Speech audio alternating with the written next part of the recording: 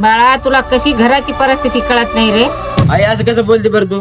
माझ्या सगळ्या मित्रांकडे आयफोन आहे, फक्त माझ्याकडेच नाही.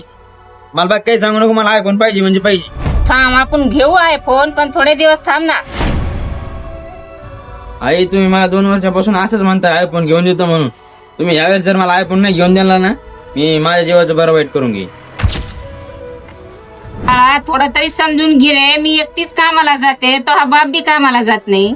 मला फोन पाहिजे म्हणजे पाहिजे. बाळा तुझ्या समोर मी हात जोडते रे, तुझ्या तोंडातून असे शब्द नको काढू. काय झालं मावशी, काऊन रडायला लागले तुम्ही? काय करू दादा, माझं पोरगच ऐका नाही.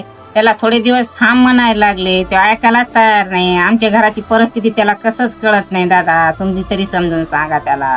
काय रे दिनेश, काऊन परेशान करायला लागला आईला? मला कोणीच काय बोलू नका बरं का. मला आयफोन पाहिजे म्हणजे पाहिजे, नाही तुम्ही माझ्या जीवाचं बरं वाईट करून घेईन. मला कोणी समजवण्याचा प्रयत्न करू नका तुम्ही.